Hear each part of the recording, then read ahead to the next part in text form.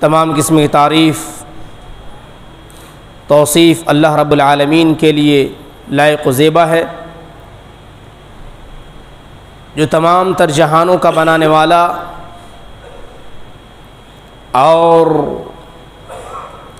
کل کائنات کو چلانے والا ہے، جس نے انسانوں کو عقل سے نوازا، پھولوں کو خوشبو عطا فرمائی، پانی اور دریا کو روانی عطا فرمائی،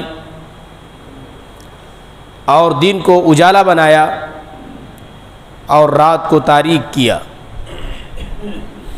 بے شمار درود و سلام نازل ہو اللہ کے تمام نبیوں اور رسولوں پر، جنہیں رب ذوالجلال والاکرام نے انسانوں کی ہدایت و رہنمائی کے لیے بھیجا، بالخصوص اللہ کے آخری نبی جناب محمد رسول اللہ صلی اللہ علیہ وسلم کی ذات اقدس پہ، جو ہم سب کے لیے رحمت بنا کر کے مبعوث کیے گئے۔ معزز حاضرین، سلسلہ اسلام میں آسان اور سماج میں مشکل کے ایک انتہائی اہم کڑی میں آج انشاءاللہ العزیز چند اہم مسائل پہ، چند اہم نکات پہ گفتگو ہوگی، جس میں ہم یہ سمجھنے کی کوشش کریں گے کہ دین ہمیں کیا رخ دینا چاہتا ہے، کیا مزاج دینا چاہتا ہے، کیا سماج دینا چاہتا ہے، اور موجودہ حالات میں ہم اپنے روایات، اپنے ٹریڈیشنز اور عوام الناس کے درمیان مشہور اور معروف باتوں کی بنیاد پہ ہم نے جو رخ طے کیا ہے اس کی حقیقت کیا ہے، اور شریعت کی نظر میں اس کی حیثیت کیا ہے۔ آئیے سب سے پہلے ہم بات کرتے ہیں کہ اللہ کے رسول صلی اللہ علیہ وسلم کی سنت کیا رہی ہے، کس معاملے میں؟ علاج کے معاملے میں، بالخصوص رقیہ کے ذریعے سے علاج کے معاملے میں اللہ کے رسول نے ہماری اور آپ کی کیا رہنمائی کی ہے، یہ جاننا ہوگا۔ سماج میں کئی طبقے اس ضمن میں پائے جاتے ہیں۔ بعض لوگ وہ ہیں جو بیچارے اندھ وشواسی ہیں، اور وہ کسی بھی چیز میں ایک اعتماد بنا لیتے ہیں، بھروسہ کر لیتے ہیں، چاہے وہ تعویذ ہو، چاہے وہ گنڈا ہو، چاہے وہ چھلا ہو، چاہے وہ دھاگا ہو، چاہے وہ پنکھ ہو، مطلب کچھ بھی۔ انہیں لگتا ہے کہ انسان سب سے کمزور ترین مخلوق ہے، اور دیگر تمام میں بے شمار شکتیاں موجود ہیں۔ یعنی ان کے سامنے بہت سارے لوگ آتے ہیں میرے سامنے، تو میں ان سے پوچھتا ہوں بھئی یہ کالا دھاگا کیوں؟ تو بتاتے ہیں کہ بھئی فلاں پریشانی کی وجہ سے۔ میں نے کہا اللہ نے بال کالے بنائے، بھویں کالی بنائی، تمام روئیں کالی بنائی، مطلب اتنے کالے سے کام چل نہیں رہا تھا، تو آپ نے ایک دھاگا الگ سے کالا ڈال دیا۔ اگر طاقت کالے میں ہے تو بال سے ہو جانا چاہیے تھا، بھووں سے ہو جانا چاہیے تھا، داڑھی سے ہو جانا چاہیے تھا، مونچھوں سے ہو جانا چاہیے تھا۔ اور اگر طاقت کپڑے میں ہے، دھاگوں میں ہے، تب تو آپ نے پورا کپڑا ہی پہن رکھا ہے، پھر بھی کام نہیں چل رہا ہے۔ اس کا مطلب یہ ہے کہ نہ یہاں کالے کی بات ہے، نہ یہاں کپڑے کی بات ہے، یہاں اندھ وشواسی کی بات ہے۔ یہاں پہ بات ہے کہ آدمی کتنا اندھ وشواس ہو چکا ہے، اور وہ کتنا زیادہ غیر ضروری چیزوں پہ اعتماد کرنے لگا ہے۔ اس نے شفا کے وسیلوں کو جو بنایا ہے وہ کس قدر بودے ہیں، اور اس نے اپنی عقل کا استعمال کتنا کم کر دیا ہے۔ معاملہ یہاں پہ نہ کپڑے کا نہ دھاگے کا، کچھ بھی نہیں ہے۔ یہاں یہ ہے کہ کس نے کس کو کتنا زیادہ بیوقوف بنایا ہے، کس نے کس کو کتنا زیادہ بیوقوف بنایا ہے، یہ اصل ہے۔ شیطان نے ہمیں اور آپ کو کتنا دھوکہ دیا ہے، یہ غور کرنے والی بات ہے۔ اللہ کے رسول صلی اللہ علیہ وسلم نے ارشاد فرمایا، صحیح مسلم کی روایت ہے، فرمایا کہ اعرضوا علی رقاکم، اے لوگو جو رقیے تمہارے درمیان معروف ہیں، یاد رکھیے رقیے دو طرح کے ہوتے ہیں، ایک مسنون رقیہ، مسنون یعنی جو نص شرعی سے ثابت ہے، جو قرآن سے ثابت ہے، اللہ کے رسول صلی اللہ علیہ وسلم کی احادیث سے ثابت ہے، ایک رقیہ وہ ہے، اور دوسرا رقیہ وہ ہے جو شریعت کے آنے سے پہلے، یعنی اللہ کے رسول کی بعثت سے پہلے ہے نا، اللہ کے رسول کی بعثت سے پہلے مکے کے سماج میں بہت سارے رقیے معروف تھے، مشہور تھے، اور بھارت جیسے ملک میں ہم جہاں رہتے ہیں یہاں پہ بھی بہت سارے رقیے ایسے معروف ہیں جس میں ممکن ہے کہ شرکیہ کلمات نہ ہوں اور لوگ اس سے رقیہ کرتے ہوں۔ اللہ کے رسول صلی اللہ علیہ وسلم نے فرمایا، صحیح مسلم کی روایت میں نے آپ کے سامنے پہلے عرض کر دیا ہے، اللہ کے رسول نے فرمایا اعرضوا علیہ رقاکم، لوگوں اپنے رقیے جو ہے وہ میرے سامنے پیش کر دو، لا بأس بالرقا، رقیوں میں کوئی حرج نہیں ہے، ما لم یکن فیہ شرکن، جب تک کہ اس میں شرکیہ کلمات موجود نہ ہو، ما لم یکن فیہ شرکن، جب تک اس میں شرکیہ کلمات موجود نہ ہو تب تک رقیہ میں کوئی حرج نہیں ہے، یہ اللہ کے رسول صلی اللہ علیہ وسلم نے فرمایا۔ اب یہاں پہ دیکھیے کہ اللہ کے رسول صلی اللہ علیہ وسلم نے یہ نہیں کہا کہ جو رقیہ میں تمہیں دوں گا بس وہی کرنا، کوئی اور مت کرنا، بلکہ اللہ کے رسول نے فرمایا رقیوں میں حرج نہیں ہے، تو اپنے رقیے ذرا میرے سامنے پیش کر دیا کرو، میں دیکھوں گا اس میں شرکیہ کلمات ہیں کیا، اگر نہیں ہے تو کوئی حرج کی بات نہیں، تم مجھ سے رقیہ کر سکتے ہو۔ یہاں پہ جو سب سے زیادہ شدید پریشانی کی بات ہے وہ یہ ہے کہ اپنے سماج میں مسلمانوں کے درمیان دو گروہ بالخصوص پائے جاتے ہیں، دو گروہ، ایک گروہ وہ ہے جو اندھا دھند صرف رقیہ، صرف تعویذ، صرف گنڈے اور دیگر تمام چیزیں، دھاگے، چھلے، ان چیزوں پہ اتنا زیادہ وشواس کرتے ہیں کہ ان کو لگتا ہے کہ اس کے علاوہ کچھ ہے نہیں دنیا میں، جبکہ معاملہ حقیقت بیچ میں ہے۔ حقیقت کیا ہے؟ بیچ میں ہے، درمیان میں ہے۔ درمیان میں حقیقت کا کیا مطلب ہے؟ یعنی بہت زیادہ اندھ وشواسی بننے کی ضرورت نہیں کہ جس پہ چاہا بھروسہ کر لیا، اور ایسا بھی نہیں ہے کہ آپ بالکل رقیے کو ترک کر دیں، آپ رقیہ کریں ہی نہ۔ ہاں اگر کوئی آدمی ان 70,000 لوگوں میں سے اپنا شمار کرانا چاہتا ہے اور بننا چاہتا ہے کہ میرا شمار ان لوگوں میں ہو، ان 70,000 لوگوں میں ہو جو لوگ بلا حساب و کتاب جنت میں داخل ہوں گے، تو اللہ کے رسول نے فرمایا کہ یہ وہ لوگ ہوں گے جو نہ رقیہ کرتے ہیں اور نہ رقیہ کراتے ہیں۔ ان میں سے ایک لوگ وہ لوگ ہوں گے، یعنی 70,000 میں سے ان میں سے ایک صفت ان کی یہ ہوگی کہ وہ رقیہ کرنے والے نہیں ہوں گے اور رقیہ کرانے والے بھی نہیں ہوں گے۔ اگر آپ ان 70,000 میں اپنا شمار کرنا چاہتے ہیں تو آپ رقیے سے پرہیز کر سکتے ہیں، لیکن یہاں ایک بات اور بھی ذہن میں رہے کہ یہ جو حدیث ہے اس میں اللہ کے رسول صلی اللہ علیہ وسلم نے یہ فرمایا، فضیلت بیان فرمائی، آپ نے منع ہی نہیں کی، آپ نے منع نہیں کیا کسی کو کہ وہ رقیہ نہ کرے یا رقیہ نہ کرائے، بلکہ اللہ کے رسول صلی اللہ علیہ وسلم تو فرماتے ہیں اپنے رقیے میرے سامنے پیش کرو، میں دیکھتا ہوں کہ اس میں شرکیہ کلمات ہے کیا، یعنی جو ماضی سے چلے آ رہے ہیں ان رقیوں کے بارے میں بات ہو رہی ہے۔ آپ جانتے ہیں، ایک بات ذہن میں رکھیے، آپ جانتے ہیں کہ ایسا نہیں ہے کہ اللہ کے رسول صلی اللہ علیہ وسلم جب مبعوث ہوئے تبھی جا کر کے رقیہ آئے، نہیں، اس سے پہلے کی جو شریعتیں تھیں، چاہے وہ دین ابراہیمی ہو، چاہے حضرت موسیٰ علیہ السلام کا دین موسوی ہو، یا حضرت عیسیٰ علیہ السلام کا دین نصرانی ہو، یا دیگر تمام ادیان و فرق ہو، حضرت ابراہیم علیہ السلام کا دین ابراہیمی ہو، یا حضرت نوح علیہ السلام کا دین ہو، یا کوئی بھی ادیان ہو، جو بھی کتابیں نازل ہوئی ہیں اللہ تبارک و تعالیٰ نے، ممکن ہے کہ ماضی کی کتابوں میں بھی بہت سارے رقیے نازل کیے ہوں، بعض کے لوگوں نے اگر ان رقیوں میں شرکیہ کلمات شامل نہ کر دیا ہو تو وہ آج بھی اپنی اصلی شکل میں موجود ہو سکتا ہے، اور اگر اپنی اصلی شکل میں موجود نہ بھی ہو تب بھی شرکیہ کلمات سے پاک رقیے کیے جا سکتے ہیں، تورات سے ماخوذ ہو، انجیل سے ماخوذ ہو، ہے نا، اسی طریقے سے دیگر آسمانی کتابوں کے بارے میں جس کا تذکرہ ہم اور آپ دیکھتے ہیں ان سے ماخوذ ہو، یا دیگر اور بھی کتابیں ہو سکتی ہیں، اگر اس میں کلمات شرک نہیں ہے تو وہ رقیے کیے جا سکتے ہیں، لیکن سب سے افضل، سب سے بہتر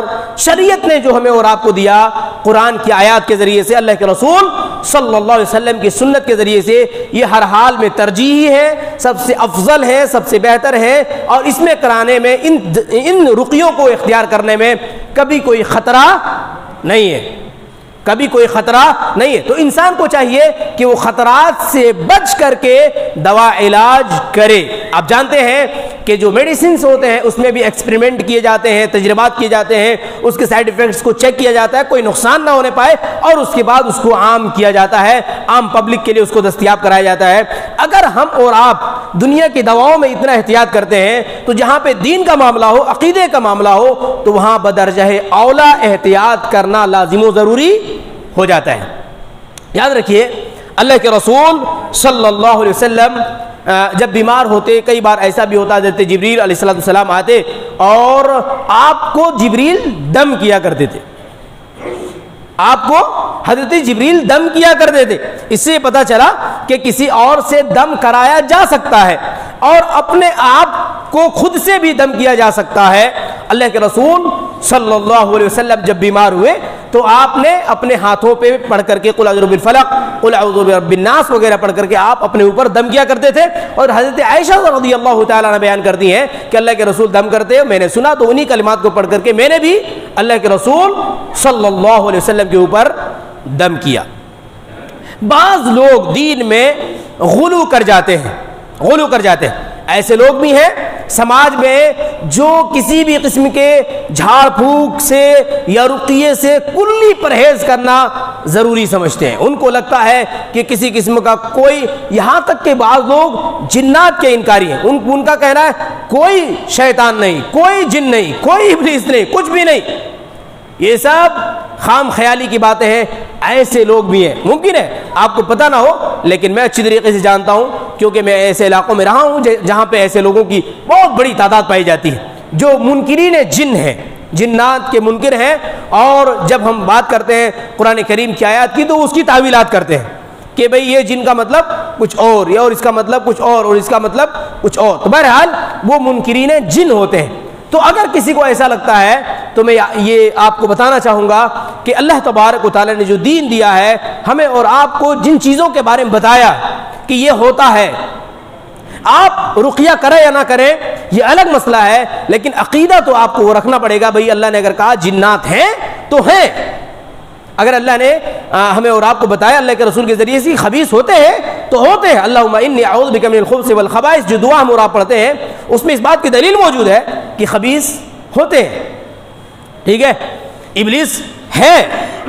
تو یہ تمام کے تمام چیزیں ضروری ہیں۔ اب سوال یہ ہے کہ اگر اس قسم کی بیماریاں جس کا تعلق جنات سے ہوتا ہے، جس کا تعلق شیاطین سے ہوتا ہے، جس کا تعلق جادو سے ہوتا ہے، جس کا تعلق نظر سے ہوتا ہے، تو ظاہر سی بات ہے اس قسم کی بیماریوں کا علاج آپ دواؤں کے ذریعے سے نہیں کر سکتے۔ اس کے لیے آپ کو کلمات قرآنی، احادیث میں جو دعائیں بتائی گئی ہیں ان دعاؤں کے ذریعے سے ہی آپ اس کا علاج کر سکتے ہیں، اور علاج کرنا بھی چاہیے۔ اب چلتے ہیں ایک دوسرے مسئلے کی طرف۔ یاد رکھیے اللہ کے رسول صلی اللہ علیہ وسلم کی ایک حدیث کی روشنی میں یہاں یہ بھی بتا دوں کہ بعض موقعوں پہ حضرات صحابہ رضی اللہ تعالیٰ عنہم اجمعین کے، اگر آپ ان کے حالات کو دیکھتے ہیں تو بعض موقعوں پہ صحابہ کرام رضی اللہ تعالیٰ عنہم اجمعین کے سامنے جب مسائل پیش ہوئے تو انہوں نے باقاعدہ طور پر اپنی ضیافت کی شرط پر اور کچھ بکریاں دینے کے شرط پر انہوں نے کہا کہ ہم علاج کر دیں گے۔ بہرحال علاج کیا اور انہوں نے بکریاں دے دی۔ ان تمام روایت کو مد نظر رکھتے ہوئے یہ مسئلہ سامنے آتا ہے کہ علاج کے لیے حسب ضرورت پیسے بھی لیے جا سکتے ہیں، حسب ضرورت پیسے بھی لیے جا سکتے ہیں، لیکن اناب شناب ٹھگنا اور مال بنانا یہ اچھی بات نہیں، اور باقاعدہ طور پر پیشے اختیار کرنے سے بہرحال گریز کرنا چاہیے۔ انسان کا اپنا الگ پیشہ ہو اور ساتھ میں اگر وہ رقیہ کرتا ہے تو کوئی حرج کی بات نہیں ہے۔ بہرحال آگے بڑھتے ہیں۔ مشرک کی عیادت کر سکتے ہیں۔ اگر کوئی آدمی آپ کے پڑوس میں، آپ کے جاننے والوں میں کوئی مشرک ہے، کوئی کافر آدمی ہے اور وہ بیمار پڑ گیا ہے نا، جاکونی کی کیفیت ہے اور دیگر معاملے ہیں، تو آپ اگر اس کی عیادت کرنا چاہتے ہیں تو آپ عیادت کر سکتے ہیں۔ اسلام کا اخلاقی معیار اتنا اعلیٰ و بالا ہے کہ وہ عیادت کے معاملے میں موحد اور مشرک کے درمیان کوئی تمیز نہیں کرتا، بلکہ اللہ کے رسول صلی اللہ علیہ وسلم کی خدمت کرنے والا۔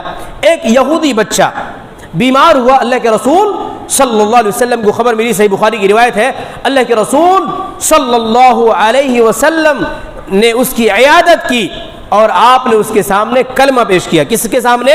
اس بچے کے سامنے آپ نے کلمہ پیش کیا، یعنی دین پیش کیا، اور کہا کہ اسلام قبول کر لے۔ بچے نے اپنے والد کی طرف دیکھا حسرت بھری نگاہوں سے کہ اب میرے والد صاحب مجھے کیا کہیں گے، ان کی اجازت ہوگی یا نہیں ہوگی، ان کا مشورہ ہوگا یا نہیں ہوگا۔ ان کے والد نے سر ہلایا اور گویا کہ وہ ان کا یہ کہنا تھا کہ بیٹا محمد کے دین کو قبول کر لو، یہ جو کہتے ہیں یہ برحق کہتے ہیں۔ بہرحال مرنے سے پہلے اس بچے نے اسلام کو قبول کیا، دین کو قبول کیا۔ تو اس کا مطلب یہ ہوا کہ جب انسان موت اور جاکنی کی عالم اور کیفیت میں ہوتا ہے تو وہ اپنی حقیقت کو بہت قریب سے دیکھ رہا ہوتا ہے، اپنی حالت کو وہ بہت قریب سے دیکھتا ہے، وہ اپنی بیچارگی اور ناچارگی کو بہت قریب سے دیکھتا ہے، اور اس وقت اس کے سامنے لگتا ہے کہ اب میرے لیے نجات کی راہ کیا ہو سکتی ہے۔ ایسے میں کلمہ پیش کرنا بہت سارے موقعوں پہ کافی مفید ہوتا ہے۔ ایسے موقع پہ اس کو دین سمجھانا مختصر لفظوں میں تاکہ اس کو زیادہ دقت نہ ہو بہت ہی مفید ہو سکتا ہے، اور بعض لوگ داخل ایمان بھی ہو سکتے ہیں مرنے سے پہلے بھی۔ بہرحال آگے بڑھتے ہیں۔ اسی طریقے سے عورت جو ہے، کوئی عورت کوئی خاتون کسی مرد کی بھی عیادت کر سکتی ہے، اس میں بھی کوئی حرج کی بات نہیں۔ حضرت عائشہ صدیقہ رضی اللہ تعالی عنہا بیان کرتی ہیں کہ ایک مرتبہ اللہ کے رسول صلی اللہ علیہ وسلم کے پیارے ساتھی حضرت ابوبکر صدیق رضی اللہ تعالی عنہ بیمار ہوئے، اور ساتھ میں کون بیمار ہوئے؟ حضرت بلال رضی اللہ تعالی عنہ بیمار ہوئے۔ حضرت عائشہ صدیقہ رضی اللہ تعالی عنہا عیادت کے لیے گئیں، اور آپ نے حضرت ابوبکر صدیق رضی اللہ تعالی عنہ کی عیادت کرنے کے ساتھ حال چال پوچھا، اور ساتھ ہی ساتھ حضرت بلال رضی اللہ تعالی عنہ کی بھی عیادت کی اور ان کا بھی حال چال پوچھا۔ معلوم ہوا کہ خاتون بھی اگر چاہے تو غیر محرم مریض کی عیادت کر سکتی ہیں، اور اس میں شریعت نے بہرحال گنجائش رکھی ہے۔ لیکن اگر نہیں کرتی تو کوئی حرج کی بات نہیں، ایسا نہیں ہے کہ ان کے اوپر ضروری ہے۔ میں نے کہا اجازت ہے، شریعت میں ایک وسعت ہے، اور اس وسعت کو سمجھنا ہمارے اور آپ کی ضرورت ہے۔ بہرحال ایک اور مسئلہ جو ہمارے اور آپ کے سماج میں بہت ہی مشکل اور کٹھن بنا دیا گیا ہے وہ ہے جنازے کو غسل دینا، ہے نا؟ جنازے کو غسل دینے کے معاملے میں عام طور پر یہ معروف ہے، یہ مشہور ہے کہ جب کوئی خاتون مر جائے تو شوہر اس کو دیکھ نہیں سکتا، اس کو چھو نہیں سکتا، اس کو غسل نہیں دے سکتا، اور اگر کوئی کسی مرد کا انتقال ہو جائے تو اس کی بیوی اسے چھو نہیں سکتی، اس کو غسل نہیں دے سکتی۔ کیوں بھائی؟ سوال پیدا ہوتا ہے کیوں؟ تو معروف یہ بات ہے، لوگ یہ کہتے ہیں کہ چونکہ نکاح ٹوٹ جاتا ہے لہذا اب ایک دوسرے کو دیکھنا، ایک دوسرے کو چھونا یہ ناجائز ہوگا، حرام ہوگا۔ لیکن حقیقت میں ایسا نہیں ہے، کوئی نکاح وغیرہ ٹوٹنے کی کوئی دلیل کتاب و سنت میں موجود نہیں، نمبر ایک۔ دوسری بات یہ ہے کہ حضرت عبداللہ ابن عباس رضی اللہ تعالیٰ عنہ کہا کرتے تھے احق الناس بغسل المرأة والصلاة علیہا زوجہا، یعنی ایک آدمی سب سے زیادہ حقدار ہوتا ہے جنازے کو غسل دینے اور جنازے کی نماز پڑھانے کے لیے، کس کا؟ اپنی بیوی۔ اپنی بیوی کے جنازے کو غسل دینے اور جنازے کی نماز پڑھانے کا سب سے بڑا حقدار اس کا اپنا شوہر ہوتا ہے۔ اب یہ کون کہہ رہے ہیں؟ حضرت عبداللہ ابن عباس رضی اللہ تعالی عنہ کہہ رہے ہیں، یعنی کہ اللہ کے رسول صلی اللہ علیہ وسلم کے چچیرے بھائی حضرت عبداللہ ابن عباس مفسر قرآن، اتنے بڑے صحابی یہ کہتے ہیں کہ سب سے بڑا حقدار بیوی کو غسل دینے کا اور اس کی جنازے کی نماز پڑھانے کا سب سے بڑا حقدار شوہر ہوتا ہے۔ اور لوگ کیا کہتے ہیں؟ لوگ کہتے ہیں شوہر اپنی بیوی کو غسل نہیں دے سکتا۔ آئیے دیکھتے ہیں کہ اللہ کے رسول صلی اللہ علیہ وسلم کی کوئی حدیث جو آپ سے باقاعدہ طور پر مرفوعاً مروی ہو کیا موجود ہے؟ تو جواب یہ ہے کہ ہاں بالکل موجود ہے۔ حضرت عائشہ صدیقہ رضی اللہ تعالی عنہا سے اللہ کے رسول صلی اللہ علیہ وسلم نے ایک موقع فرمایا لو مت قبلی، اگر تم مجھ سے پہلے مر گئی تو لغسلتک، تو میں تمہیں غسل دوں گا. یعنی اگر حضرت عائشہ صدیقہ رضی اللہ تعالی عنہا کا انتقال اللہ کے رسول کی موجودگی میں ہوتا تو اللہ کے رسول نے فرمایا کہ میں تمہیں غسل دیتا، لیکن ایسا ہوا نہیں. اگرچہ اللہ کے رسول نے ایک عام سی بات کہی، لیکن اللہ کے رسول جب کوئی عام سی بات کہتے ہیں تو وہ عام بات نہیں رہتی، وہ خاص بات رہتی ہے. وما ينطق عن الهوى ان هو الا وحی یوحى. اللہ کے رسول اپنی مرضی سے کوئی بات نہیں کرتے، جب بھی بات کرتے ہیں وحی الہی ہوتی ہے. لہذا میرے بھائیوں، ایک مرد اپنی بیوی کو انتقال کے بعد غسل دے سکتا ہے، اور جنازے کی نماز بھی سب سے زیادہ پڑھانے کا حقدار وہ خود ہے. لیکن افسوس کی بات یہ ہے کہ آج ہمارے اور آپ کے سماج میں ہم اپنے اندر یہ اہلیت پیدا کرنے کی کوشش نہیں کرتے، ہم میں وہ صلاحیت موجود نہیں ہوتی کہ ہم کسی کی جنازے کی نماز خود سے پڑھائیں. اپنے عزیزوں کی جنازے کی نماز، اپنے رشتہ داروں، اپنے والدین، اپنے بھائی، اپنی بہن، اپنے قریبی لوگوں کی جنازے کی نماز خود پڑھائیں. نمبر ایک، اہلیت نہیں ہوتی، ان میں یہ صلاحیت نہیں ہوتی. دعائے جنازہ یاد نہیں، سورۃ الفاتحہ سلیقے سے یاد نہیں، درود سلیقے سے یاد نہیں، اور دیگر تمام طریقے جو جنازے کی نماز پڑھانے کے جو طریقے ہیں وہ طریقہ معلوم نہیں. کبھی پڑھا تھا مکتب میں، لیکن ظاہر سی بات ہے کسی چیز کو جب آپ کریں گے، اس کو آپ یاد کرنے کی کوشش کریں گے، اس کو آپ ریکال کرنے کی کوشش کریں گے، آپ اس کو بار بار مطالعے میں لائیں گے تو ذہن میں رہے گا. لیکن اگر آپ کو لگتا ہے کہ جنازہ یعنی ایک جنازے کے بعد دوسرے جنازے کی نماز میں شرکت کرنے سے سب کچھ یاد رہتا ہے تو یہ غلط ہے، یہ سمجھنا غلط ہے. مطالعہ کرنا پڑتا ہے، جن چیزوں کو آپ نے سیکھا اس کو بار بار پڑھنا پڑتا ہے. جس چیز کا استعمال نہیں ہوتا، ہم اللہ تبارک و تعالیٰ نے ہماری اور آپ کی میموری اس انداز کی بنائی ہے کہ جس کا آپ استعمال بار بار نہیں کرتے، جس کو آپ ریکال نہیں کرتے، وہ بیک میموری میں چلی جاتی ہے، وہ بار بار ذہن میں آپ کو آنے والی نہیں، وہ ختم ہو جاتی ہے ایک طریقے سے. یعنی آپ یاد کرنے کی کوشش کریں گے، یاد نہیں کر پائیں گے، الا یہ کہ آپ دوبارہ سے مطالعہ کریں گے تو فوراً ہی وہ ذہن میں دوبارہ سے آ جائے گا. یاد رکھیے کہ اس طریقے سے کیا جا سکتا ہے. اسی طریقے سے ایک خاتون اپنے شوہر کو انتقال کے بعد غسل دے سکتی ہے، اور یہ شرعاً باقاعدہ طور پر موجود ہے. حضرت ابوبکر صدیق رضی اللہ تعالی عنہ کو ان کی بیوی اسماء بنت عمیس نے غسل دیا. حضرت ابوبکر صدیق رضی اللہ تعالی عنہ کی آپ کی بیوی اسماء بنت عمیس نے باقاعدہ طور پر غسل دیا، اور حضرت فاطمہ الزہرا کو حضرت علی رضی اللہ تعالی عنہ نے غسل دیا. تو خلیفہ رابع حضرت علی رضی اللہ تعالی عنہ نے اپنی بیوی اللہ کے رسول صلی اللہ علیہ وسلم کی سب سے چھوٹی صاحبزادی حضرت فاطمہ الزہرا رضی اللہ تعالی عنہ کو باقاعدہ طور پر ان کی وصیت کے مطابق غسل دیا. یعنی حضرت فاطمہ رضی اللہ تعالی عنہ کی یہ وصیت تھی کہ میرے انتقال کے بعد مجھے غسل حضرت علی ہی دیں گے، یعنی میرے شوہر. اب دیکھیے، ایک طرف حضرت علی اپنی بیوی کو غسل دے رہے ہیں، حضرت اسماء بنت عمیس اپنے شوہر کو غسل دے رہی ہیں. اسی طریقے سے اللہ کے رسول فرماتے ہیں کہ عائشہ اگر تیرا انتقال میری موجودگی میں ہو جائے تو میں غسل دوں گا. اور حضرت ابن عباس رضی اللہ تعالیٰ عنہ فرماتے ہیں کہ شوہر سب سے زیادہ حقدار ہوتا ہے بیوی کو غسل دینے اور جنازے کی نماز پڑھانے کی. ان تمام تر دلائل کی موجودگی میں اگر کوئی آدمی یہ کہتا ہے، اور سماج میں اگر یہ بات معروف ہے کہ لوگ شوہر بیوی کو اور بیوی شوہر کو غسل نہیں دے سکتی، تو ایسی صورت میں اسے جہالت کے علاوہ ہم اور آپ کیا کہہ سکتے ہیں؟ لہذا میرے بھائیوں، ان چیزوں کو آسان بنانے کی کوشش کیجیے، ان چیزوں کو عام کرنے کی کوشش کیجیے. آخر ہمارے اور آپ کے گھروں میں ایسا کیوں ہوتا ہے کہ جب کوئی انتقال ہو تو ہمیں کسی کی ضرورت پڑتی ہے کہ بھئی فلاں صاحب آئیں گے تو غسل جنازہ ہوگا؟ ایسا کیوں؟ کیونکہ ہمیں اور آپ کو سوچیے کتنی بیسک چیز ہے، کتنی بنیادی چیز ہے کسی کو غسل دینا، لیکن ہمیں اس طریقے سے آتا نہیں. ہم نے اور آپ نے اس کو بڑا ٹف بنا دیا ہے، بہت ہی ٹف، بہت ہی مشکل بنا دیا ہے. اور ہمیں لگتا ہے کہ یہ فلاں صاحب کا کام ہے، یہ فلاں صاحب کا کام ہے، اور وہ فلاں صاحب کا کام ہے۔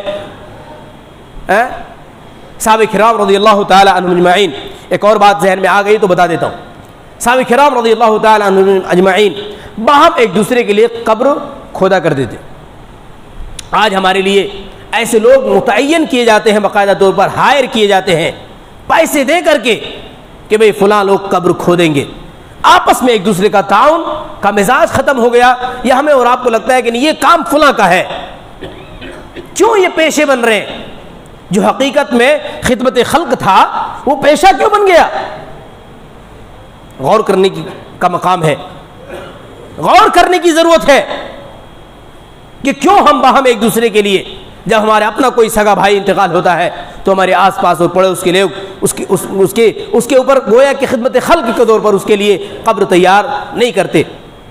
وجوہات الگ الگ قسم کے ہو سکتے ہیں، لیکن آپ اگر چاہیں تو اس چیز کو بھی فروغ دے سکتے ہیں۔ بہرحال جنازے میں صفوں کے معاملے میں اکثر جب آپ جنازے کی نماز پڑھنے جائیں گے تو کئی لوگ بیچارے انتہائی ہمدردانہ انداز میں آپ کو کہتے ہوئے ملیں گے، بھائی 3 صف کر لو، 3 صف کر لو، 5 صف کر لو، 5 صف کر لو، 7 صف کر لو، 7 صف کر لو۔ مطلب کیا ہے یہ؟ کیوں 5 صف کر لیں؟ کیوں 3 صف کر لیں؟ اچھا جو مولانا وہاں کھڑے ہیں ان کو پتہ نہیں ہے کیا یہ سب؟ آپ کیوں فتویٰ دے رہے ہیں؟ یہ کام کس کا ہے؟ سب بندی کرانے کا کام کس کا ہے؟ جو امام وہاں پہ کھڑا ہے اس کا ہے نا؟ تو دوسرے لوگ یہ فتوی بازی کیوں کرتے ہیں؟ نمبر 1۔ دوسری بات یہ ہے کہ اگر آپ یہ کہہ رہے ہیں تو کہاں سے کہہ رہے ہیں؟ قرآن کی کوئی آیت، اللہ کے رسول کی کوئی حدیث، صحابہ کرام کا کوئی اثر، کچھ بھی جواب ملتا ہے؟ کچھ بھی نہیں۔ آپ کہیں گے جناب آپ نے اتنی ساری باتیں کر دی تو دلیل کہاں ہے؟ تو آئیے میں آپ کے سامنے دلیل پیش کرتا ہوں۔ حضرت جابر رضی اللہ تعالیٰ عنہ بیان کرتے ہیں کہ اللہ کے رسول صلی اللہ علیہ وسلم کی معیت میں ہم نے جنازے میں شرکت کی۔ اور جب اللہ کے رسول کی معیت میں جنازے میں شرکت ہو رہی کا مطلب اللہ کے رسول جنازے کی نماز پڑھا رہے ہیں، یہ نا مطلب ہوا؟ اللہ کے رسول کی موجودگی میں جنازے میں آپ موجود ہوں تو کیا کوئی اور جنازے کی نماز پڑھائیں گے؟ ہرگز نہیں۔ یا تو اللہ کے رسول جنازے کی نماز نہ پڑھیں، جیسا کہ بعض مقروض کے معاملے میں اللہ کے رسول نے فرمایا صلوا علی اخیکم، کہ تم اپنے بھائی کی جنازے کی نماز علی صاحبکم، اپنے بھائی کی جنازے کی نماز تم لوگ پڑھ لو، میں نہیں پڑھتا۔ کیوں؟ کیونکہ یہ مقروض ہے، اس لیے اللہ کے رسول نے بہت سارے لوگوں کی قرض کی ذمہ داری خود لے لی اور آپ نے جنازے کی نماز پڑھائی، لیکن بعض موقع پہ آپ نے یہ بھی فرمایا کہ یہ چونکہ مقروض ہے لہذا تم لوگ اپنے بھائی کی جنازے کی نماز خود پڑھ لو۔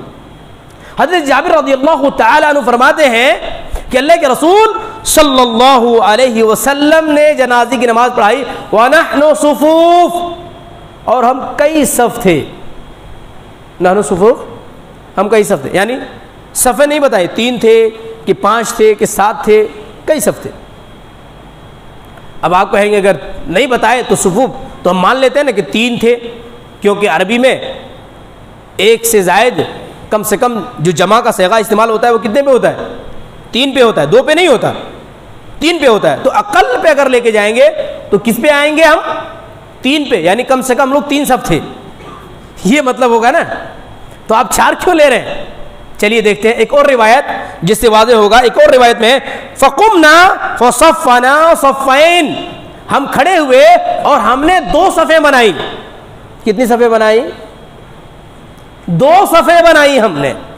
اب پتہ چل گیا کہ وہ جو صفوف کہہ رہے ہیں وہ کم از کم 3 5 7 کے انداز میں نہیں کہہ رہے، بلکہ یہ کہہ رہے ہیں کہ کئی صفیں تھیں، اور یہاں پہ صاف صاف ارشاد ہے کہ ہم نے 2 صفیں بنائی۔ تو اگر 2 صفیں بن گئی تو کوئی پریشانی کی بات نہیں، اللہ کے رسول کوئی حرج دیکھتے ہیں؟ نہیں۔ اگر اللہ کے رسول کوئی حرج نہیں دیکھتے تو ہم اور آپ کون ہوتے ہیں کہ غیر ضروری طور پر حد بندی کرنے والے؟ دوسری بات، ایک اور بات ذہن میں رکھیے، صف کے معاملے میں سب سے زیادہ ضروری جو چیز ہے، سب سے زیادہ ضروری بات ہے وہ ہے صف مکمل ہونا۔ کیا ہے؟ صف میں سب سے زیادہ ضروری کیا ہے؟ صف کا مکمل ہونا۔ اگر آپ کسی ایسی جگہ پڑھ رہے ہیں جہاں پہ صف کی ایک حد ہو سکتی ہے تو پھر وہاں پہ صف مکمل کیجیے۔ یا پھر دوسری صورت یہ ہے کہ آپ نے پہلی صف جتنی لمبی آپ نے بنا دی، اب دوسری صف والوں کو اس صف کے برابر ہونا، اور اس کے بعد تیسری صف بنتی ہے تو کوئی مسئلہ نہیں، تیسری صف کے بعد اسی کے برابر ہونے کے بعد چوتھی صف بنتی ہے، کوئی مسئلہ نہیں۔ کیا مطلب ہوا؟ یعنی اگر صف کی حد بندی ہے، دائرہ ہے، کسی ایسی جگہ آپ پڑھ رہے ہیں جہاں پہ ایک جگہ متعین ہے کہ یہاں سے یہاں تک میں یہ جنازے کی نماز ہوتی ہے، تو وہاں پہ صف کو مکمل کرنا زیادہ ضروری ہے۔ اور اگر وہ عام میدان ہے جہاں پہ صف کی کوئی حد بندی نہیں ہو سکتی ہے، تو ہم لوگ لحاظ کس بات کا کرتے ہیں کہ بھئی اتنی لمبی اس صف کو کرو، ورنہ پھر امام کی آواز دور تک نہیں پہنچے گی دائیں بائیں، تو کیا کرنا ہے؟ پھر دوسری صف بناؤ۔ تو پھر ایک لمبی، جتنی بھی لمبی صف آپ نے پہلی صف بنائی، اتنی لمبی آپ کو کیا کرنا ہوگا؟ دوسری صف بنانی ہوگی، اگر افراد موجود ہیں تو۔ ایسا نہیں ہوگا کہ پہلی صف تو بہت لمبی ہے، دوسری صف کو تھوڑی سی چھوٹی کر لو اور تیسری صف بھی بنا لو۔ ایسا کریں گے تو یہ خلاف سنت عمل ہے۔ اللہ کے رسول صلی اللہ علیہ وسلم نے جو فرمایا سووا صفوفکم، اپنے صفوں کو درست کر لو، اس کے خلاف ہم اور آپ جائیں گے۔ بعض لوگوں نے کہا بعض موقعوں پہ کبھی کبھی جو ہے نا بہت شارٹ میں کسی کو سمجھانا ہوتا ہے، تو میں نے ایک موقع پہ سمجھایا کہ صف دو ہی تھے، لوگوں نے کہا کہ دو ہی صف ہے، تین کر لو۔ میں نے کہا رہنے دیجیے، کافی ہے۔ بولے کیوں؟ تین ہونا چاہیے نا۔ میں نے کہا دیکھو تین تو ہے نا۔ بولے کہاں؟ میں نے کہا دو آپ کے، ایک میں ہوں کھڑا ادھر، تو ہو گئے نا تین۔ امام اکیلے تنہا صف کے برابر ہوتے کہ نہیں ہوتے؟ ہوتے ہیں، تو ہو گئے نا تین، دو صفیں وہ اور تیسری امام کی صف، تو تین تو ہو گئی۔ تو پریشان ہونے کی ضرورت نہیں ہے، کبھی آپ صرف اس کو گن لیجئے، کبھی امام کو ساتھ میں شامل کر لیجئے۔ تین کر سکتے ہیں آپ، پانچ بھی کر سکتے ہیں، ہر وقت کر سکتے ہیں، کبھی بھی کر سکتے ہیں، کبھی چھوڑنا ہوتا ہے کبھی لینا ہوتا ہے۔ بہرحال یہ تو تھوڑا سا لطف کی تھوڑی سی بات ہو گئی اس انداز میں کہ کبھی کبھی لوگوں کو سمجھانا ہوتا ہے، آپ اتنی دلیلیں سے نہیں سمجھا پاتے، تو آپ ان کے سامنے کچھ باتیں رکھ دیتے ہیں تاکہ ان کو بات سمجھ میں آ جائے، اور وہ زیادہ حجت بازی بہرحال اس وقت نہ کرے، کیونکہ وہ موقع حجت کا نہیں ہوتا ہے۔ پھر فلاں عالم سے ہم نے یہ سنا، فلاں مولانا سے ہم نے یہ سنا، بہت ساری باتیں طویل ہو جاتی ہیں، تو اس کو ختم کرنے کے لیے۔ بہرحال ایک اور مسئلہ جو عوام الناس کے درمیان معروف ہے ہمارے اور آپ کے سماج میں، اس کا تعلق شادیوں سے ہے، اس کا تعلق عقد نکاح سے ہے۔ بہت سارے لوگوں کو ایسا لگتا ہے کہ شادی کا کھانا درست نہیں، بہت سارے لوگوں کو ایسا لگتا ہے۔ کیوں ان کو ایسا لگتا ہے وہ وہی بتا سکتے ہیں، لیکن ان کو لگتا ہے۔ بعض موقعوں پہ آپ کہیں گے آپ کو کیسے پتا چلا ایسا لگتا ہے؟ کیونکہ بعض لوگ علماء پہ بعض موقعوں پہ اعتراض کرتے ہیں، ارے جناب تو فلاں شادی میں موجود تھے۔ کیوں بھائی؟ سارے آکوٹ کے لوگ اگر موجود تھے تو کوئی اعتراض نہیں، تو جناب موجود ہے تو کیوں اعتراض ہے نا؟ سب سے پہلا سوال تو یہ ہوگا نا کہ جب اگر سارے آکوٹ کے لوگ موجود ہیں تو بھائی مقتدی امام کہاں ہوں گے؟ جہاں مقتدی ہوں گے۔ امام کہاں ہوں گے؟ جہاں مقتدی ہوں گے۔ تو جب سارے مقتدی وہی موجود ہیں تو امام صاحب بھی وہی ہوں گے۔ سمجھ رہے ہیں ایک بات؟ دوسری بات یہ ہے کہ اگر آپ کو لگتا ہے کہ یہ ناجائز ہے تو اس کو ختم کرنا چاہیے نا، کہ خالی امام کو روک کے رکھیں گے، ختم کریں گے، تو ختم تو ہو نہیں رہا ہے، امام صاحب کو روکنے کی بات ہو رہی ہے۔ تیسری بات، کیا واقعتاً دین میں ایسا کوئی ہے؟ آئیے میں آپ کے سامنے کچھ باتیں رکھتا ہوں۔ اہل علم کو جب میں نے پڑھا، جب میں نے سمجھا، تو میں جس نتیجے پہ پہنچا وہ یہ ہے کہ شادی کے کھانے میں کوئی حرج نہیں ہے۔ کیا ہے؟ نمبر ایک، شادی کے کھانے میں کوئی حرج نہیں ہے۔ آپ کہیں گے جناب دلیل کہاں ہے؟ اللہ کے رسول نے فاطمہ رضی اللہ تعالیٰ عنہ کا نکاح کیا، کیا آپ نے کوئی کھانے وغیرہ کا نظم کیا؟ تو میں نے کب کہا کہ شادی کا کھانا مسنون ہے؟ میں نے کہا کیا؟ نہیں، میں نے کہا کوئی حرج نہیں۔ میں یہ نہیں کہہ رہا ہوں کہ شادی کا کھانا ثابت ہے، میں یہ بھی نہیں کہہ رہا ہوں، میں یہ نہیں کہہ رہا ہوں کہ شادی کا کھانا کھلانا مستحب ہے، میں یہ بھی نہیں کہہ رہا ہوں، میں یہ کہہ رہا ہوں کہ جائز ہے، کوئی حرج کی بات نہیں ہے۔ اچھا سوال ہے پھر یہ ناجائز کی باتیں جو ہمارے درمیان معروف ہیں وہ کہاں سے آئی؟ یہ میں آپ کو بتا دیتا ہوں کہاں سے آئی۔ جب اہل علم نے بارات کا رد کیا، کس چیز کا؟ بارات، جو دولہے کی جانب سے ان کی معیت میں سینکڑوں کی تعداد میں آتی ہے، تو اہل علم نے کہا کہ بھیا یہ تو نہیں چلے گا۔ آپ شاید کبھی ایسے موقعوں پہ بیٹھے ہوں، لیکن میں کم از کم بیٹھا ہوں جہاں پہ اس بات پہ تکرار ہوتی ہے کہ بیٹی کے والد صاحب یہ کہہ رہے ہوتے ہیں کہ بھیا 50 آدمی سے زیادہ کا بوجھ ہم نہیں اٹھا پائیں گے، اور لڑکے والے یہ کہہ رہے ہوتے ہیں کہ ہمارے تو اپنے رشتہ دار ہی 400-500 لوگ ہیں، ہماری فیملی بہت بڑی ہے، آپ کہو گے 50 تو ہم کیسے، ہماری ناک کٹ جائے گی نا۔ اب اہل علم کہتے ہیں یہاں پہ جو بارات آ رہی ہے اور زبردستی کا کھانا جو والد، لڑکے کا والد اپنے تمام لوگوں کو کھلا رہا ہے بیٹی کے اپنی بہو کے گھر میں، تو یہ معاملہ کیا ہے، یہ ناجائز ہے، ظلم کی وجہ سے، زبردستی کی وجہ سے۔ کس کے لیے؟ باراتیوں کے لیے۔ پہلے مرحلہ دیکھیے، سمجھیے ذرا، کیونکہ یہ زبردستی کے لوگ آئے ہوئے ہیں، وہ لڑکی کے والد اس بات کے لیے تیار نہیں تھے، اب ان کا ناک کا مسئلہ بن گیا، اس وجہ سے ان کو حامی بھرنی پڑی، اور حامی بھرنی پڑی ناک کے مسئلے کی وجہ سے نہیں، اگر ہم نہیں کر دیتے ہیں تو بیٹی کا نکاح نہیں ہو پائے گا، پوری شادی کینسل ہو جائے گی۔ یہ ایک مرحلہ ہو گیا۔ مسئلے کے ذرا نوعیت کو سمجھیے گا، ورنہ پھر پیاز کہہ کر کے بیاض اور بیاض کہہ کر کے پیاز ہو جائے گا۔ عالم نے تقریر کیا، کہا بیاض کھانا حرام ہے، کئی لوگوں نے جا کر کے بہو اپنے گھروں میں گئے، اپنے بہوؤں اور اپنی بیویوں سے کہا پیاز مت ڈالنا ہنڈیے میں، گوشت آج بغیر پیاز کا پکے گا۔ بولا کیوں؟ جناب نے کہا کہ پیاز کھانا حرام ہے۔ جناب نے پیاز نہیں بیاض کہا تھا۔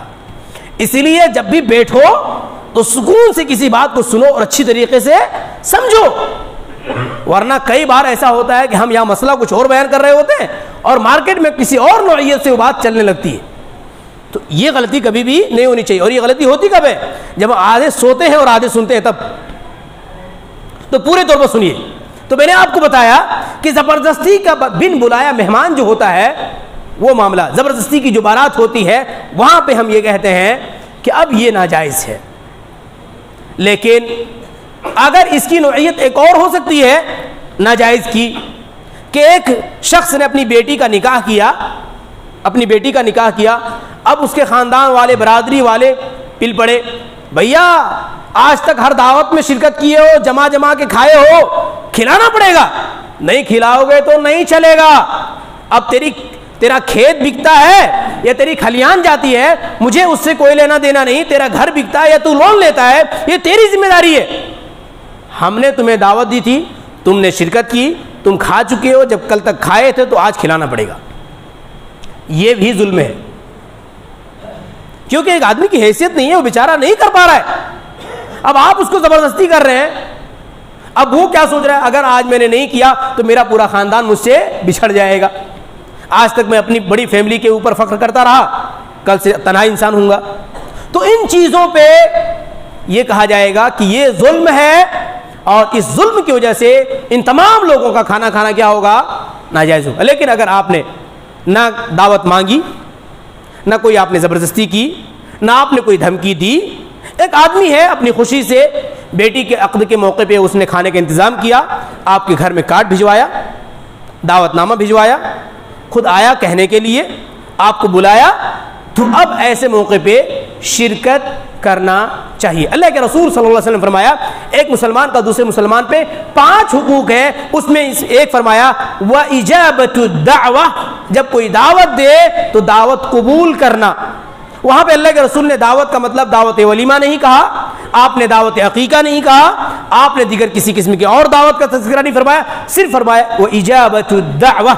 ایک اور موقع پہ اللہ کے رسول صلی اللہ علیہ وسلم نے فرمایا کہ جس کو دعوت دی گئی اور اس نے قبول نہیں کیا، فقد عصى ابا القاسم، اس نے مجھ محمد صلی اللہ علیہ وسلم کی نافرمانی کی ہے۔ تیسری دلیل کہ ایسے اہتمام کیے جا سکتے ہیں وہ یہ ہے، اللہ کے رسول صلی اللہ علیہ وسلم فرمایا من کان یؤمن باللہ والیوم الآخر فلیکرم ضیفہ، جو اللہ پہ اور آخرت پہ ایمان رکھتا ہے اسے چاہیے کہ وہ اپنے مہمان کی مہمان نوازی کرے۔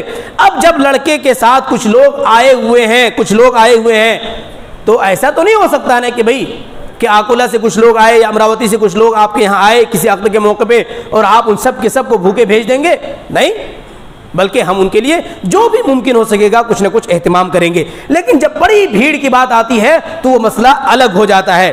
جب چند افراد اور محدود افراد اور لڑکی کے والد کی رضامندی کے ساتھ وہ مہمان کو طلب کرتے ہیں نہیں اتنے لوگ بھی آپ آئیے کوئی مسئلہ نہیں, ہم خوشی سے اپنا اہتمام کرنے کی کوشش کریں گے. ایک اور بات جو اسلام میں غیر محبوب ہے, جس سے احتراز کرنا چاہیے, بچنا چاہیے, وہ کیا ہے؟ نام نمود کے لیے, شان دکھانے کے لیے, ٹھاٹ باڑ دکھانے کے لیے, قرض لے کر کے, لون لے کر کے, زمین بیچ کر کے, جائیداد بیچ کر کے اور اپنے آپ کو مقروض بنا کر کے جو لوگ بڑا بڑا پروگرام کرتے ہیں, یہ بھی درست نہیں ہے. اپنی حیثیت سے بچت کے مطابق مختصر کرنے کی کوشش کیجئے. اسلام سادگی پسند ہے اور اسلام نہیں چاہتا کہ کسی بھی چیز کے ذریعے سے کسی کے اوپر ایسا بوجھ پڑ جائے کہ وہ تو خود ہی پریشان ہو, اس کی نسلیں بھی پریشان ہو جائے. اسلام نہیں چاہتا. کسی کا فائنینشیل بیلنس بگاڑنا اسلام نہیں چاہتا. البتہ ولیمے کی بات بارے میں اللہ کے رسول فرمایا اولیم ولو بشأتین. دیکھیے یہاں پہ دیکھیے کتنی آسانی. ولیمہ مسنون ہے لیکن پھر بھی اللہ کے رسول نے کیا فرمایا؟ ولیمہ کرو اگرچہ ایک بکری ہو. کیا مطلب ہے؟ یعنی مختصر ہی ولیمہ اگر تم کر سکتے ہو تو مختصر ہی کر دو, لیکن کر دو. مختصر کر سکتے ہو تو مختصر ہی کر دو ولیمہ, لیکن کر دو. لیکن آج کا معاملہ ہم سب سے پہلے کارڈ چھپانے میں ہزاروں لاکھوں خرچ کرتے ہیں. میرے بھائی میں سمجھتا ہوں کارڈ چھپوانا, بالخصوص مہنگے کارڈ چھپوانا, انتہائی فضول خرچی. اگر 50 پیسے کے زیروکس کاپی سے کام چل سکتا ہے تو 10-15 روپے کا ایک کارڈ چھپانا کیا مطلب ہے اس کا؟ کیا آپ یہ دکھانا چاہتے ہیں کہ شادی کا یہ کارڈ دیکھ کر آپ سمجھ جاؤ یہ کتنا بڑا پروگرام ہونے والا ہے؟ تو پھر اس کی ڈیٹیل لکھ دو نا کہ ہمارے یہاں جو پروگرام ہونے والا ہے اس میں یہ ڈشیں ہوں گی, یہ اہتمام ہوگا. اس میں نیچے ایک لائن بنا دو اس کے, کم از کم یہ 15-20 روپے جو بچ رہے ہیں اس کو آپ فی سبیل اللہ خرچ کرو, اللہ تبارک و تعالیٰ کے راہ میں خرچ کرو. یہ اچھا ہے کہ ایک کارڈ, کتنے کارڈ میرے گھر میں خود پڑے ہوئے مہنگے کارڈ, میں خود سوچ رہا ہوں اس کو کروں کیا, مطلب اس کا کوئی یوز ہونا چاہیے نا. اب پریشان ہوں میں خود بھی کہ مطلب اتنے مہنگی چیزیں جو لوگوں نے بنوائی ہیں اس کو میں ڈسٹ بن میں ڈال کر کے پھینک دوں تو یہ ناقدری ہوئی نا نعمت کی, لیکن کوئی اور استعمال میرے سامنے موجود بھی نہیں ہے. تو یہ کام میرے خیال سے نہیں ہونے چاہیے. اسی طریقے سے غیر ضروری سجاوٹ, ڈیکوریشن وغیرہ, ہاں کھانے کا اہتمام آپ اچھا کر سکتے ہیں لیکن اس میں بھی فضولیات سے پرہیز کرنا چاہیے. جس کی ضرورت ہے وہ استعمال کیجئے, جس کی ضرورت نہیں ہے اس کو نظر انداز کیجئے. بہرحال آج کے لیے اتنا ہی. آخر میں اللہ تبارک و تعالیٰ سے دعا کرتا ہوں الہ العالمین ہم تمام لوگوں کو دین کی حقیقی تصویر دیکھنے کی توفیق دے اور حقیقی دین پہ کما حقہ عمل کرنے والا بنائے. الہ العالمین ہم تمام لوگوں کو موحد بنا, ہم سب کو نیک اور صالح اعمال کرنے کی توفیق دے. الہ العالمین ہم تمام کے گناہوں کو معاف فرما اور ہم سب کو جہنم سے بچاتے ہوئے جنت میں داخل فرما. آمین. تقبل یا رب العالمین. اقول قولی ھذا فاستغفروہ انہ ھو الغفور الرحیم.